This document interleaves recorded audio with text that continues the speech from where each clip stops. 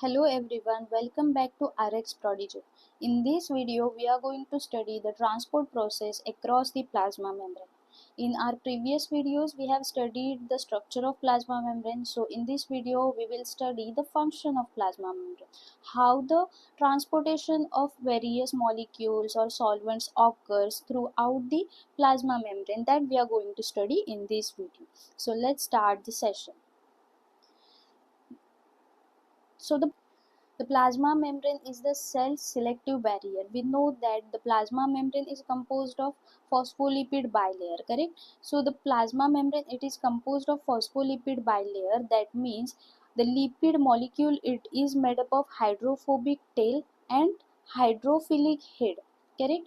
So it forms a selective barrier around this cell so that no any unwanted or harmful chemical or molecule can enter into the cell. For this reason, the cell is selectively permeable for the substances. Okay, so now this cell membrane or the plasma membrane, it is composed of lipid bilayer and it contains various types of proteins which are embedded in that lipid bilayer. Now these different proteins can be integral protein or the peripheral protein. Now we have seen in our previous video that integral protein, that means the protein which are embedded in the lipid bilayer, whereas the peripheral protein are the surface protein which are present on either side of the plasma membrane. Either they are present on the outside of the plasma membrane, that means the extracellular part of the plasma membrane, or they may be present on the intracellular part of the plasma membrane, correct? Now these embedded proteins are important for the transportation or the signaling of the various molecules throughout the plasma membrane. Okay, now these plasma membrane have selective permeability. That means only certain molecules can pass through this plasma membrane and they are necessary for maintaining the cell's delicate internal environment. Okay, so the plasma membrane acts as the cell's intelligent border guard, crucial for the maintaining cellular homeostasis and the function.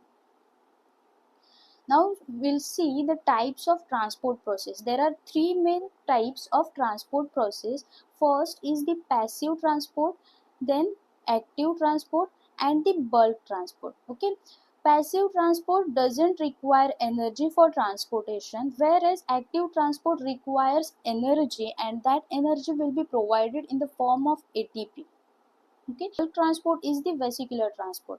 Vesicular transport, that means the vesicle is formed for the transportation of bulk molecule. In passive transport and active transport, smaller molecules or smaller quantity of molecule get transport across the cell membrane, whereas in bulk transport, higher amount of molecules, large molecules can be transported by the process of vesicular transport.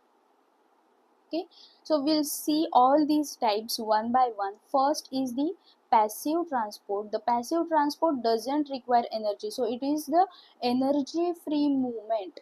It doesn't require energy. Okay, so this passive transport is also called as downhill transport. Okay, what is the meaning of passive transport? That means the molecules or ions travels from higher concentration to lower concentration through the plasma membrane. That is the passive transport. So the energy which is required for transportation is provided with the help of the concentration gradient. Now what is gradient? Gradient, that means the difference between the concentration. As the molecules or ions are traveling from higher concentration to lower concentration, so they doesn't require energy, so the energy is provided with the help of this concentration gradient, so no energy is required. And this passive transport is also called as downhill transport because there is no energy is required and it is traveling from higher to lower concentration. Now there are three types of passive transport present. First is simple diffusion, then facilitated diffusion, and osmosis. We'll see all these types one by one. First is simple diffusion. First is simple diffusion. Simple diffusion is the basic type of process which is occur across the plasma membrane, and the transportation occurs due to the concentration gradient. So the smaller molecules can travel through the plasma membrane, and hence it is called as simple diffusion, as it doesn't require any channel or any protein or any transporter for transportation of these smaller molecules across the plasma membrane. Okay, so small molecules can travel through the plasma membrane, or the non-polar molecules can also travel through the plasma membrane. So in simple diffusion, smaller molecule and the non-polar molecule can travel through the plasma membrane, and these simple diffusion is also called as equilibrium driven diffusion, because it continues until the concentration are equal on both sides of the plasma membrane. Okay, so example of this simple diffusion is exchange of gases in the lungs. Okay, so the exchange of oxygen and carbon dioxide occurs in the blood cells and alveoli by the process of simple diffusion. Next type of passive diffusion is facilitated diffusion. Facilitated diffusion is also called as protein assisted passage.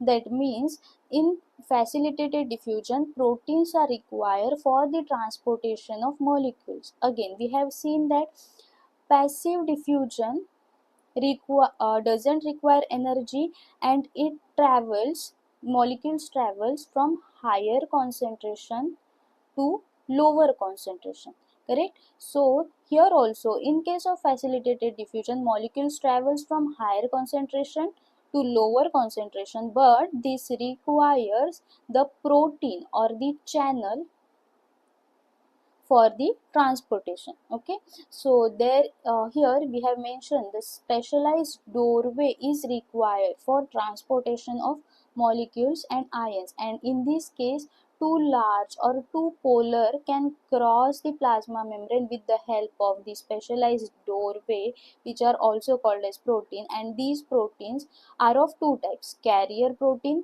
and the channel protein. Carrier protein which bind and change their shape, that means these carrier protein bind to the molecule, they change their shape and take the molecule to the either side of the plasma membrane and causes the transportation. And in channel protein, they forms a pore, they forms the pores, that means the pores get formed, and through that pore the molecules travels from the either side of the plasma membrane. Okay, so this still moves down the concentration gradient, and no energy is expanded by the cell. Okay, so you can see in the diagram the molecules are traveling from higher concentration to lower concentration with the help of this channel protein, right?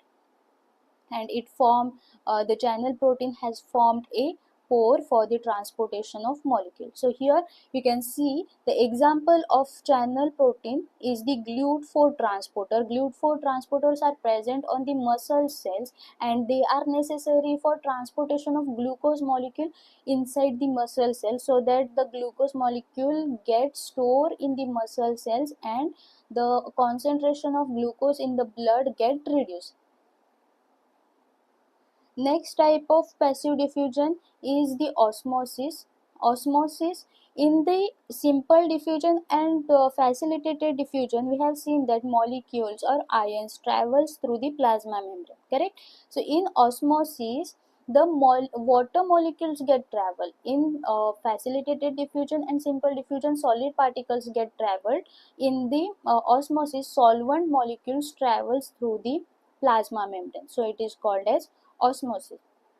So we know that water is the solvent of life. Water is present in our body, in all the parts of body, and they are necessary for all the body functions, correct? So water is the solvent, and that solvent can move independently across the membrane with the process of osmosis, correct? So osmosis is the movement of water only, and not the solutes. Okay, now water can travel from semi permeable barrier, semi permeable membrane, and only water can travel and not the solute molecules, so hence it is called as osmosis. Now in passive diffusion, that means in simple diffusion and facilitated diffusion, we have seen that the solute molecules travels from higher concentration to lower concentration. Here also in osmosis, the water molecules travel from higher concentration to lower concentration, but in case of solute, when we consider in the osmosis, the solute where the water molecules travel from low solute molecules to the high solute molecules. Water moves from an area of lower solute concentration to higher solute concentration. Okay. Now next type of transport process is active transport process. This transport process is energy dependent. That means energy is required for the transportation of molecules. Okay. So this energy in case of active transport is provided in the form of ATP. Now let's have a look. This active transport process is also called as uphill transport. Now, what is active transport? Transportation of molecules from lower concentration to higher concentration.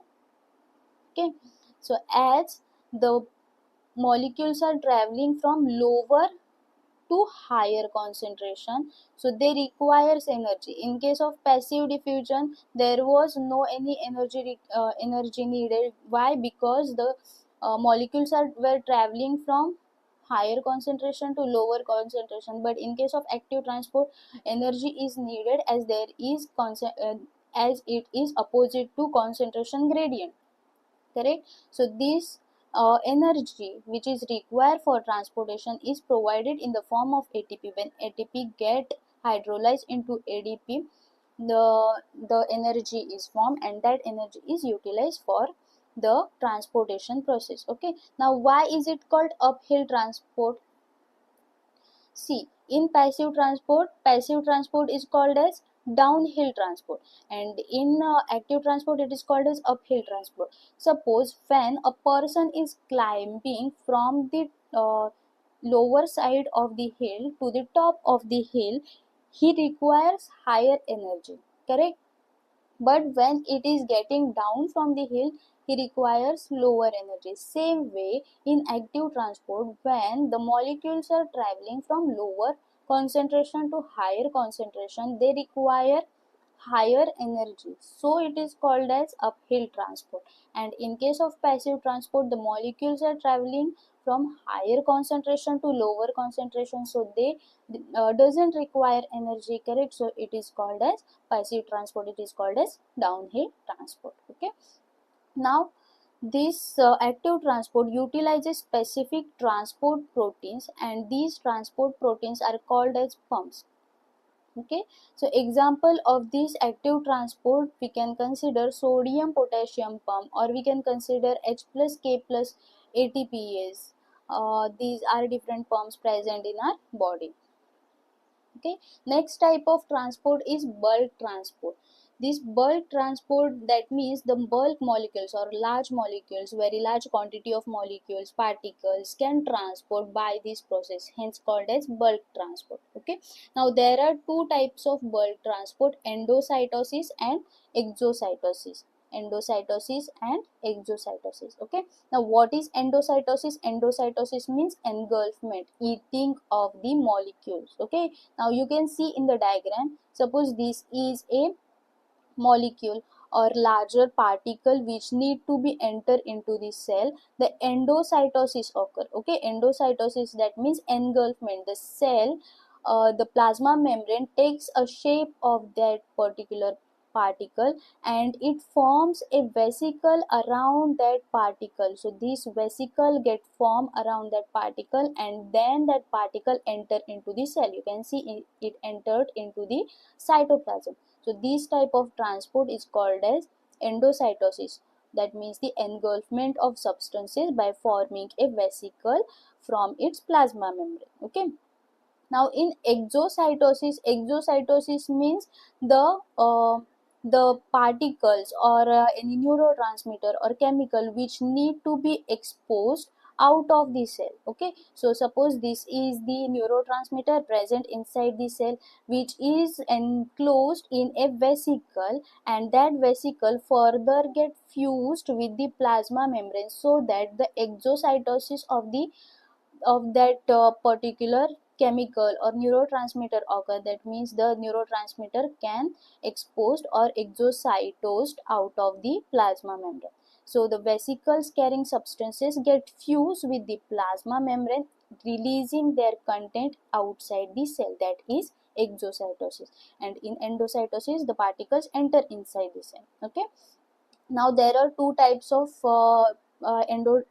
endocytotic processes present in the body. First is phagocytosis and second is pinocytosis. Okay, phagocytosis, that means engulfment of solid particles, and pinocytosis, that means engulfment of liquid particle. Okay, here I have mentioned cell eating and cell drinking, correct? That means solid molecules get engulfed and drinking means liquid molecule get engulfed. Okay, example of this bulk transport is macrophages engulfing pathogens, that is the example of endocytosis. And exocytosis example is neurotransmitter get released into the synapse. Okay, so here we have completed the transport process across the plasma membrane. Thank you for watching.